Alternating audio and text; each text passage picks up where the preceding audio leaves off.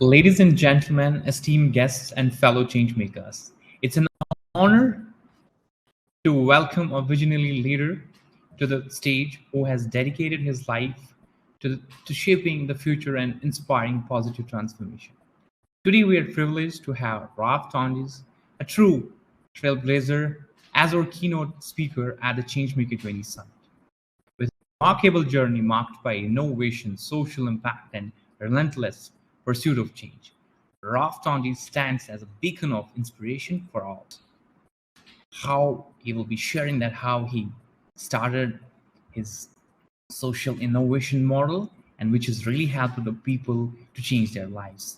It's a pleasure having you at the Changemaker20 Summit, Ralf. I don't have words to express my gratitude that you, although, I know you are always on ground working with people out there, and having you on board, that too on a virtual screen, is literally a big thing. And I really appreciate this commitment. I was wondering that, true leaders are the ones who are very much approachable, the ones, wherein people are able to connect with. And by coming up to the summit, you hold a testimony that you are among the ones. I'm amazing, Ralf, having you at the Changemakers 20 Summit. So I would like to tell you this: the whole world is coming to India through G20, as India has the presidency of G20, and this Changemaker 20 Summit is part of the G20 events under Civil 20 and Y20. And idea about this event is to lead impact, and help connecting young people to people like you who are out there, who can lead us to and navigate to a better future. Again, thanks so much, Ralf, for joining us today. Thank you. Over to you, Ralf. Thank you for the invitation. For me, it's an honor. I'm here quite far from India, but I'm really to know India. It's in my plan next year to go to India in person, because we also have operations as part of our global strategy in India. Also, I'll share more about it. And of course, I love your country, culture, and thank you very much for the invitation. My name is Ralf Toenjes, and if you pick the German accent, and I will share about my story and how we are changing eye health in Brazil and in other parts of the world. When I say eye health, I'm talking about eyes. And before I can present myself more deeply in my work, I will share a video that can show very clear what we are doing in Brazil and how we are doing. And then I'm telling the story and how we did and what are we pursuing for the following years to really change the reality and exclude what we call the excluding scenario of eye care in Brazil, but also worldwide. So I'll share the video first, and then we can continue talking.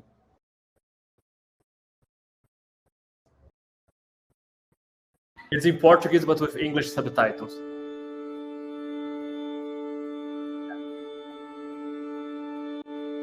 Quando nós falamos do contexto de saúde pública, a oftalmologia tem um problema latente, uma das 3 maiores especialidades com fila. Então, as filas de oftalmologia passam de 2 anos e meio a 3 anos de espera. Uma grande parcela da população nossa não tem acesso a esse atendimento. Tem que esperar filas de 1 ano, 2 anos para ser atendido num serviço especializado. A camada da população brasileira que mais necessita de atendimento é a camada mais humilde. Nós estamos aqui em Londrina, diante da mais moderna unidade móvel oftalmológica do país. Uma parceria da Renovatio com a Mercedes e a cooperação Brasil-Alemanha está levando saúde visual para os lugares mais distantes do Brasil.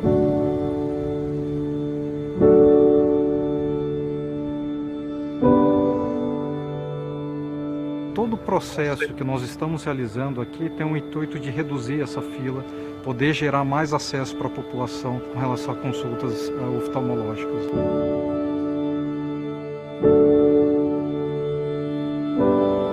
Tem um problema maior: 71% dos municípios do Brasil não possuem um médico oftalmologista.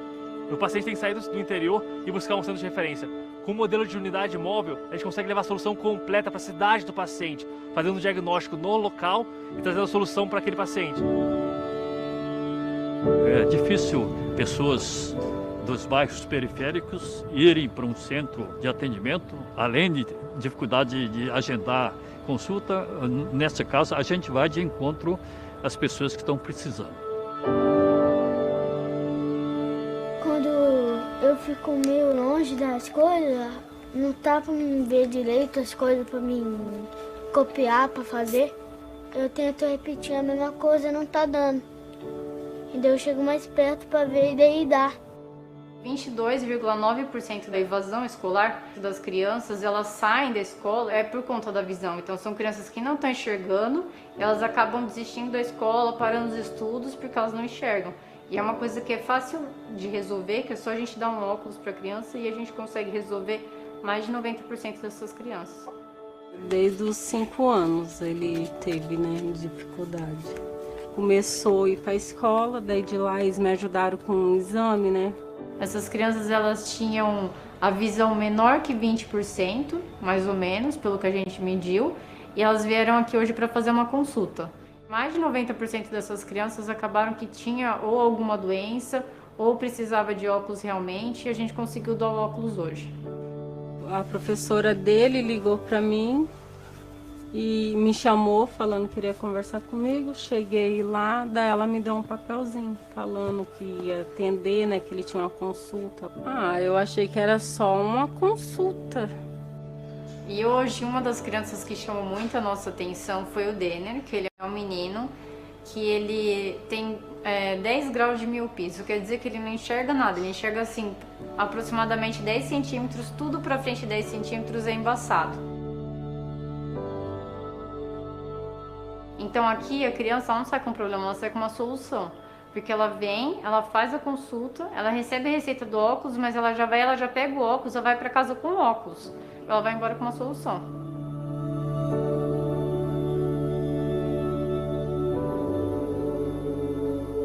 A segunda ação que aconteceu hoje à tarde foi relacionada aos adultos. Então esses adultos são adultos que já estavam esperando na fila do SUS. Alguns adultos estavam esperando há 5, 6 anos ou até mais. E aqui a gente consegue ter diagnósticos de outras doenças, como glaucoma, retina, catarata, e conseguir atender 100% das pessoas que precisam e têm algum problema de saúde visual. Essa carreta, ela foi um marco na história da gente como a ONG Renovatio, porque ela tem uma tecnologia que a gente não tinha acesso antes. Desde quando a gente começou há 7 anos atrás, nós já realizamos mais de 180 mil atendimentos em 23 estados no Brasil, Moçambique, Haiti e Índia. Já damos mais de 60 mil óculos para pessoas que não tinham condições de pagar. Muita gente não tem dinheiro para comprar óculos. A gente que tem ajuda.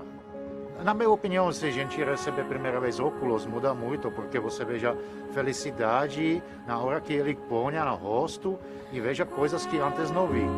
Significa para mim muito emocionante, porque estou ajudando gente a viver vida melhor.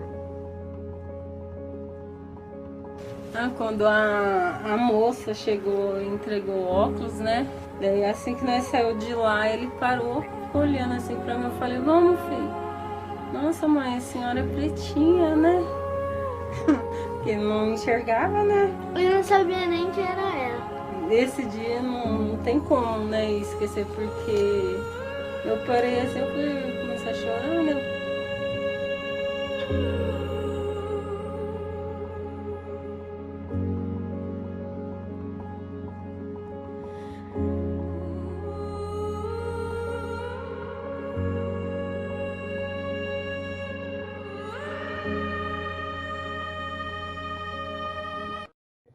So this is a bit of what we do, and I think this video shows the real impact and how we work taking eye health for all over Brazil, but also in other countries in the world.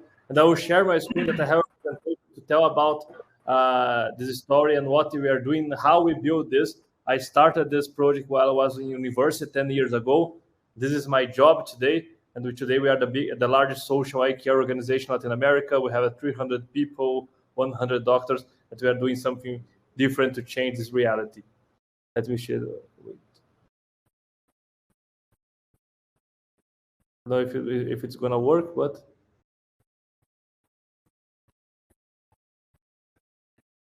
Oops, sorry.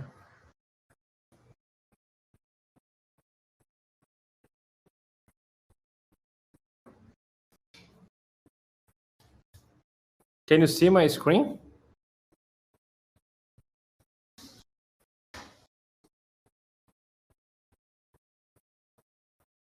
Yeah, So yeah. Now we I can see hope your yes. screen. So Yes. this work started when with a problem, and today 680 million people in the world needs eyeglasses and cannot afford them. So imagine that 10% of the population, they need to see, but they cannot do it because, but basically because the simple fact that they cannot see, they don't have to pay a pair of eyeglasses. And I always ask people to take out their glasses when I'm on a stage on a TED talk. But I'm trying to simulate here what is to not see properly. So this is a cow for a person that has 5 degrees of myopia. And this is the cow with the same 5 degrees of myopia. And this was a reality of Salek. Salek lived in a poor village in Africa, in Burkina Faso.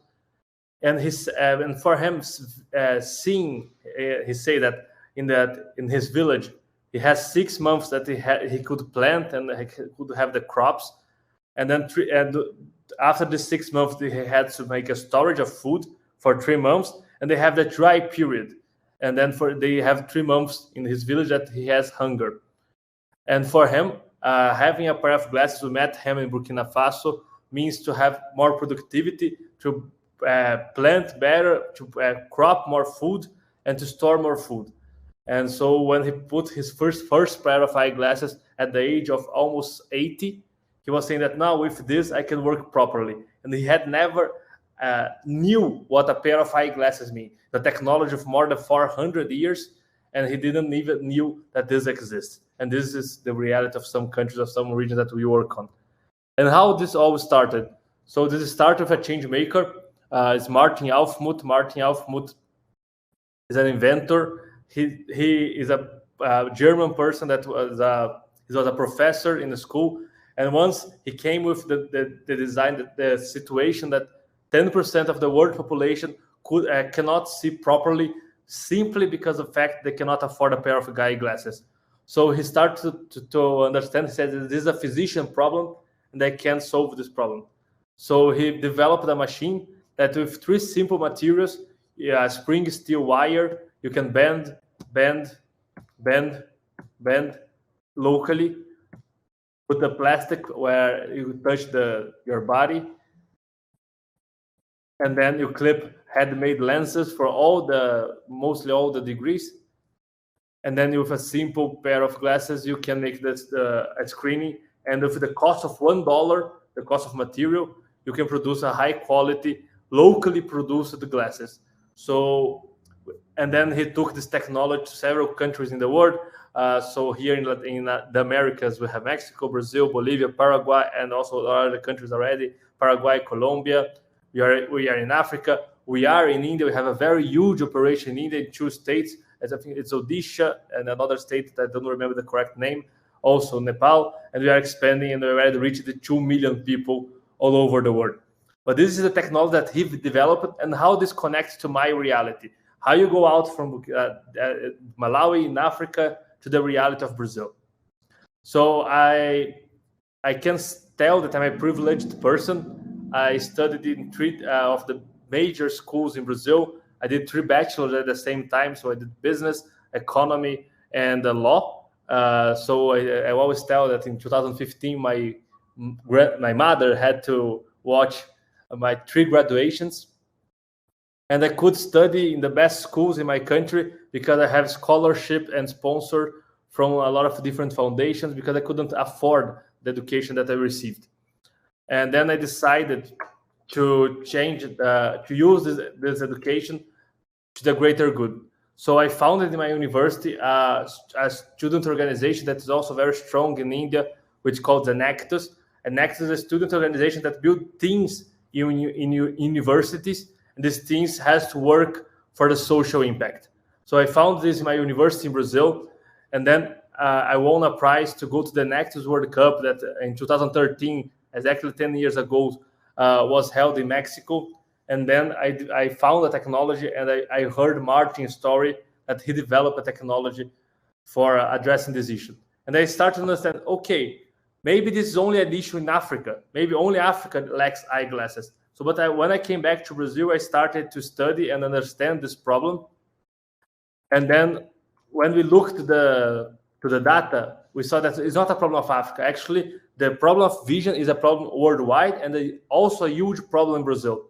So in Brazil, 42 million people, so 20% of our population, they need glasses, and they still don't know that they need. And 27.5 million of these people are in working age. So we have data from the World Health Organization that a person needs eyeglasses for work, and she doesn't. They don't wear it. It has a loss of productivity, a social loss of $760 per year. So in Brazil, we are losing, let's say in estimation, $21 billion per year because people cannot see properly in productivity, which is a huge number. And this was the case of Susanna. Susanna lives in the middle of the Amazon. She had, I met her 4 years ago. She had at the time 76 years old, and she never had a contact with an ophthalmologist. And different from India, for example, and most of the countries in the world, we don't have optometrists.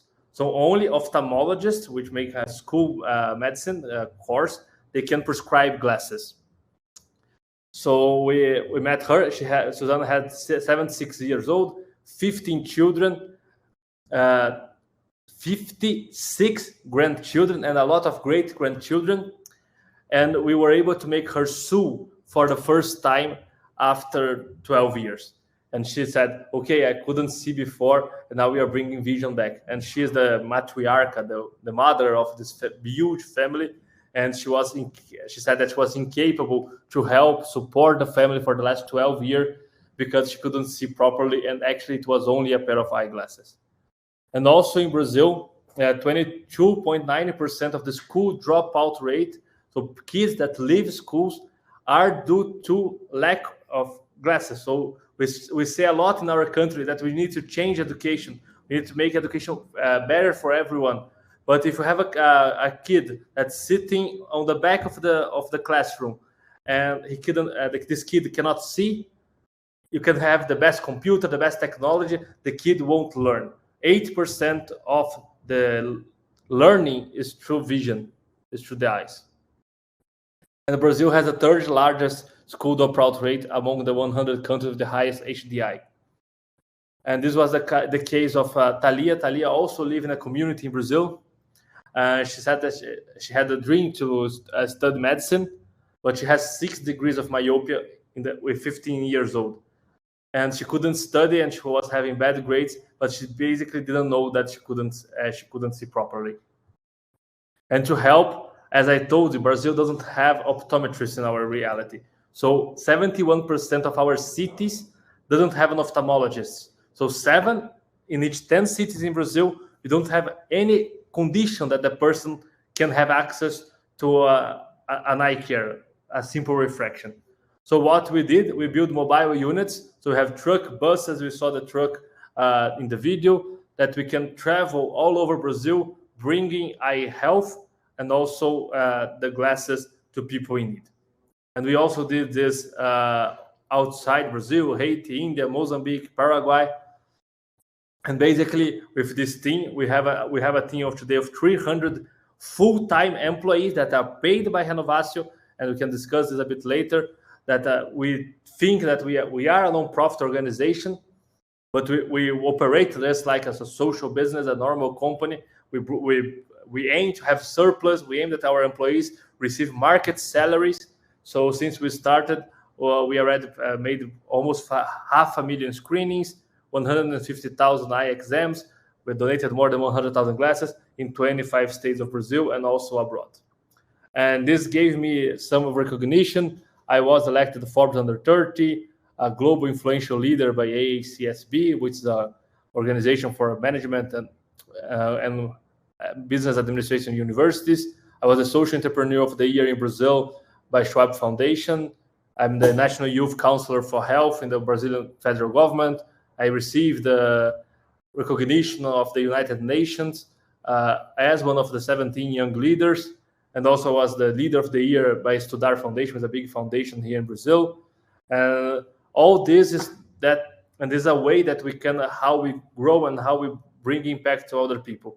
But bringing the decision to the story a bit back, we started as a non-profit organization.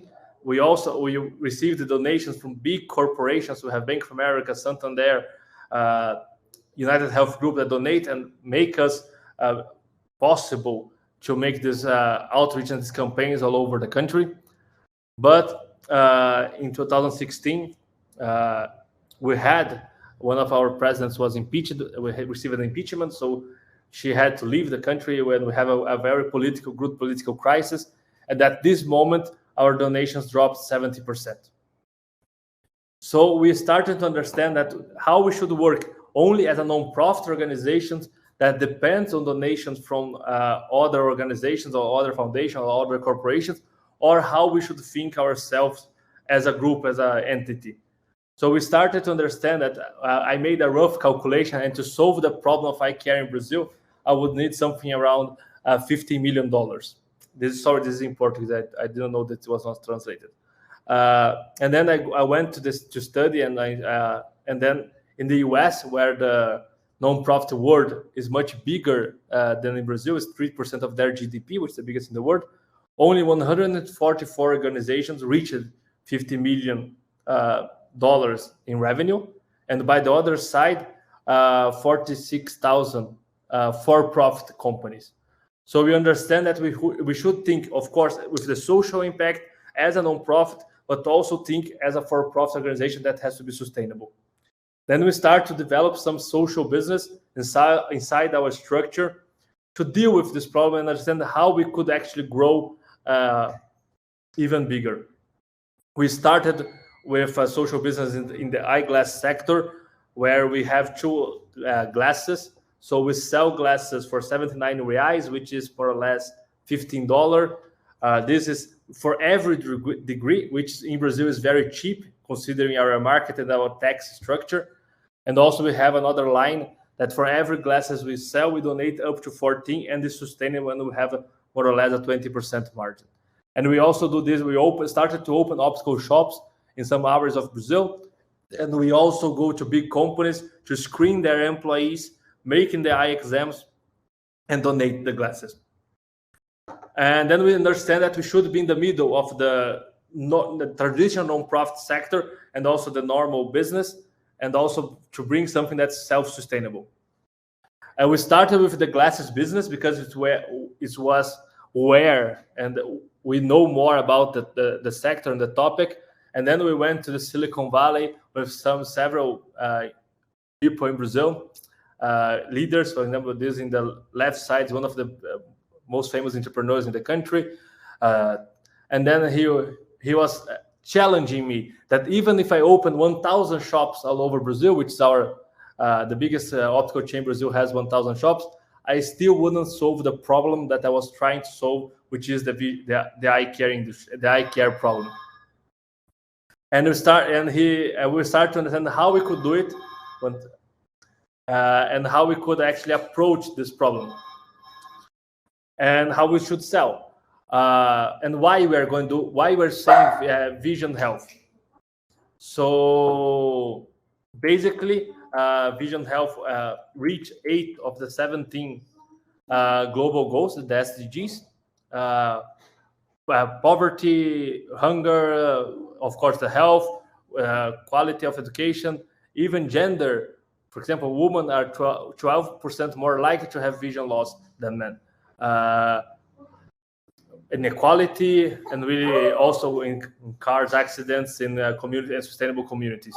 So we really were actually tackling the SDGs with our work, but how we should do this in a global approach, and really solve the problem. And then this is why this year, Renovatio, we are the biggest independently social organization in the country. We are not linked to our public health system and to our government. We decide with 2 other organizations, which Instituto Suel and Verter, to merge in a social M&A and really create what we call today, this in Portuguese, but vision for all. So we merged 3 social organizations because in the end, we say that in the social world, we are not competing against each other. I cannot say that 3 non-profits are competing. We actually try to solve the same problem. So it makes much more sense than do this together. And why we do this, and I'm going a bit more about the public health system in Brazil. The World Health Organization says that a country is sustainable in eye care when it has 1 ophthalmologist per 17,000 inhabitants. We don't have this basically in our country. Even if you go to the north, is worse. But then, and in the south, it's a bit better. But when you open the situation, it's even worse. So if you go to the Amazon region, for example, this is the Amazon state, we have 62 cities in Brazil, not in Brazil, 62 cities in the Amazon region. Only 5 of them has an ophthalmologist. 4 of them has only 1, and the other one is Manaus, which is the capital. So the reality is much worse even when you open not in a countrywide situation, but actually in a state situation. Even the South region, for example, this is a rich state in Brazil, Santa Catarina, which is in the South region, and only 80% of the cities has an ophthalmologist. So even though if the state is considered sustainable, because in the capital we have a lot of ophthalmologists, in the others, the regions, it's not the reality. And in Brazil, I don't know how it's in India, but the vision is free. Sorry, the health by our constitution should be free for everyone, but you have to wait in the line. So the waiting line, even in the big cities that we have ophthalmologists for ophthalmology, is 2.5 years. When you go to the other big situation, is even worse. So you can take 7-10 years to get, for example, cataract surgery. So basically, we have only doctors in big centers and have a very big waiting line on the public health system.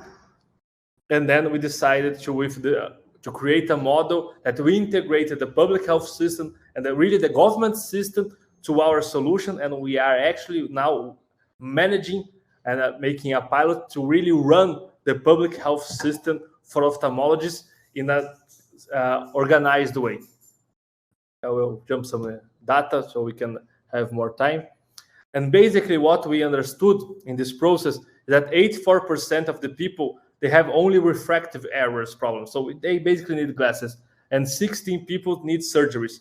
So what we are doing today, we are, for example, we just did this in São Paulo. So we have a hospital in São Paulo that serves the public health system. 60% of all eye care in São Paulo pass through us. And basically we have teams and campaigns that goes to other smaller cities near São Paulo, and they solve the refractive errors on spot, and they only bring to our main hospital the diseases, so we can be much more efficient than actually bringing everyone to São Paulo and not solving the problem there. So we integrated our campaign model of trucks, vans, and buses to solve the problem of the 84% locally, and only bring it to the reference center the 16% that has diseases. We won some prize in the American Academy of Ophthalmology with this system. And basically we are doing this with also a hospital in São Paulo that is a reference. And this is our hospital there in São Paulo. We have a research center, a very famous one. In our hospital today, we made more than 120,000 medical appointments, more than 700,000 procedures, 10,000 surgeries. This is yearly results. We have residence fellowships. So we do this. The system is organizing with the Renovatio system integrated already with the public health system of the hospital. The government is actually hiring us now to actually solving the problem and managing a public health system infrastructure. We are using telemedicine. We have support of the Inter-American Bank of Development. We are going also to the indigenous population.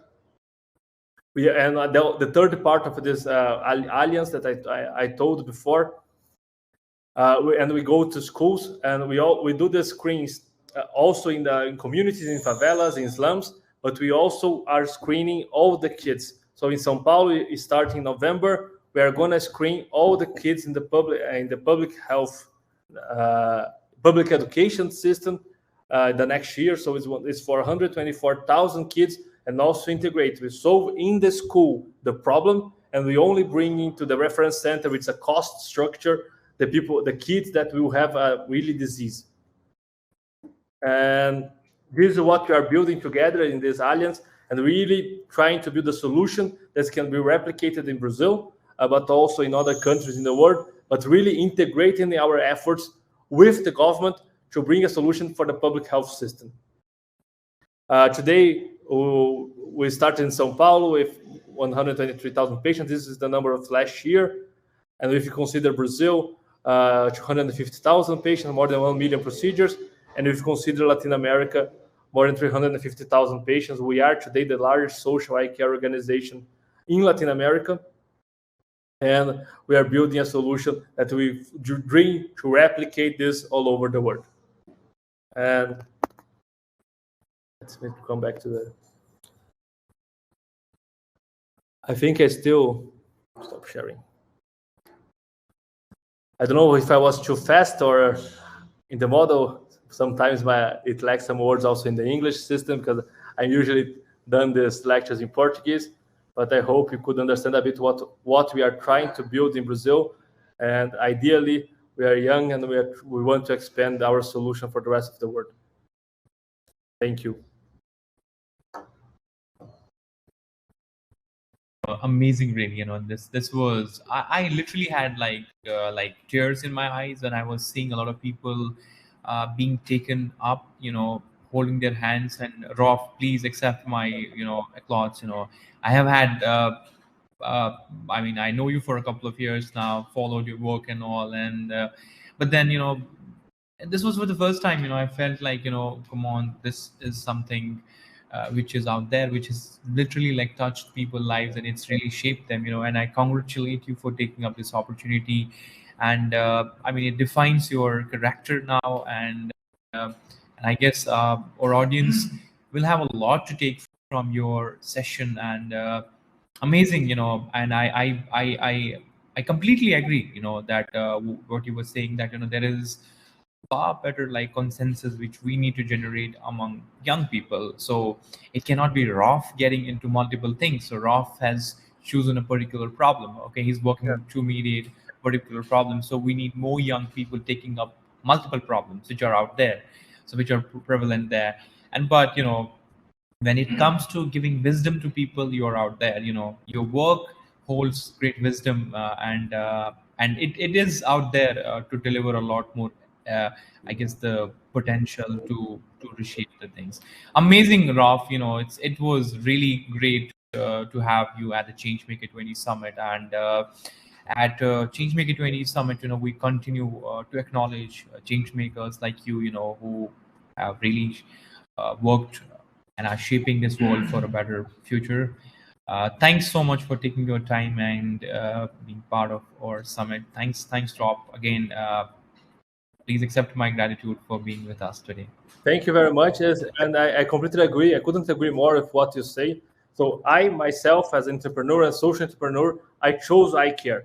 And I cannot try to solve all the problems of the world. So we need more people. We're in the biggest generation of youth people in the world era, the world history. And we need to everyone together to work, because we have a lot of challenges and a lot of problems to solve, but we can do this together.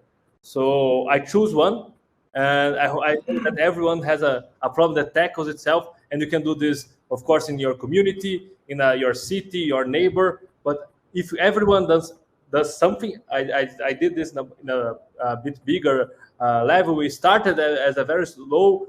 We started as a school project. Renovatio was a school project. I didn't thought that when I was there in 2013 that this would become my life. In my opinion, this was going to be the project that I was presenting on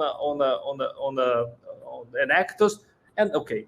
But then I decided we grew. and then it became my life, and I decided it was a very difficult process to become a social entrepreneur.